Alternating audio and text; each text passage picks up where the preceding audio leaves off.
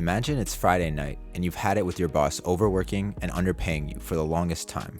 You decide to go out with your friends to your favorite local venue and hear some music from your favorite artists while sipping on your favorite drink. A certain song gives you a euphoric feeling and you start thinking about the artist who created the masterpiece. You might think, I wish I could be them and live the life of a star. Or, they've probably made so much money from this song. Do they even have to work hard?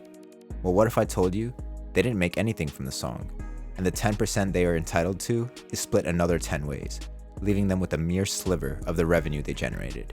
This is exactly what Kali Uchis discussed on her song 10% with K Tronada, and that is the music industry's best kept secret that the record labels aren't telling you.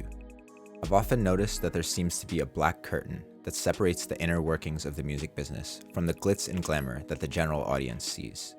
For example, why is the Spotify payout per stream rate not publicly disclosed on their website, and only discussed and speculated on third-party websites? Why are artist contracts so convoluted to the point where many artists end up getting screwed over for many years, even after having lawyers look over their paperwork? And why does Lucian Grange, CEO of the biggest record label in the world by market share, Universal Music Group, not have a LinkedIn profile to provide transparency and updates to fans and stakeholders?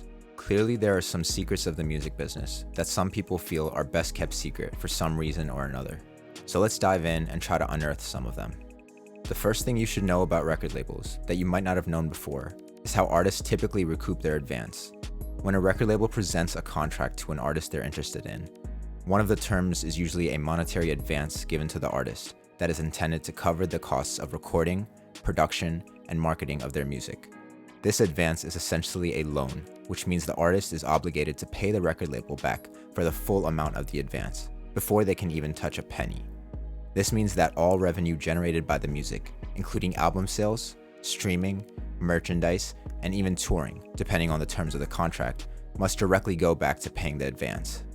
On top of this, it's difficult to even track the total amount of revenue that has been generated across all channels. This is why many creators resort to issuing an audit against their record label, in which they legally ensure they are receiving the correct amount of royalties. Once the label has fully recouped the advance they loaned out to the artist, then and only then does the artist receive the royalty percentage that was outlined in the contract. Kinda makes the whole record label thing just feel like another commercial bank. I mean, seriously, why would I get a loan from a record label when I could just go directly to the bank and get better terms on the loan, as well as a smaller interest rate? Well, the answer to this is that usually independent artists have little to no leverage, which is essential when requesting a loan from a bank. Labels know this all too well, and they use it to prey on upcoming artists and offer them a sum of money that no one else would offer. But of course, this needs to be paid back, and then some. Another secret that record labels have been withholding is the concept of creative direction. When an artist signs with a label, they might expect that they can now present their artistic vision on a grander scale. But the reality is that the record label will now likely exert significant control over the artist's creative process. This can include key decisions, such as which songs end up on an album, the producers and creators the artist can collaborate with, and the overall brand image and visuals the artist presents to their audience.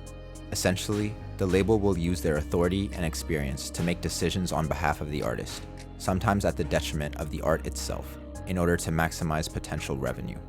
For example, an artist manager might leave the artist's most soulful and introspective song off the album and replace it with a song they think would capitalize on current trends, even if the artist didn't enjoy this song as much as the other. This can be a tough pill to swallow, as most artists are prideful and deeply connected with their creations. If this wasn't bad enough, and you still think, oh, well, of course the record label should be able to do these things. After all, they are providing the money and resources for an artist to blow up, when that artist might be coming from an environment where they had nothing. As long as you follow the label's direction, everything will turn out alright in the end. Now this is where we come to our biggest misconception. Let's say an artist goes along with whatever the label has in store for them, and faithfully creates a project to the best of their ability after several months or even years of hard work.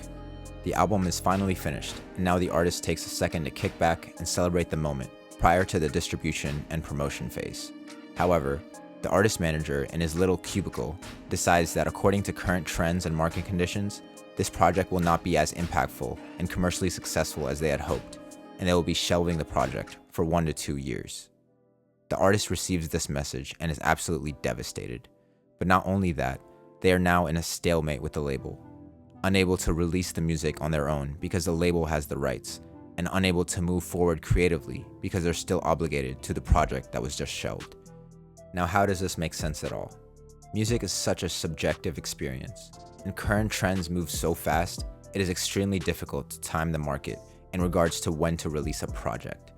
Some labels wait so long that the artist's buzz all but dies down, and it's almost as if the artist had little to no decision-making power throughout the whole process.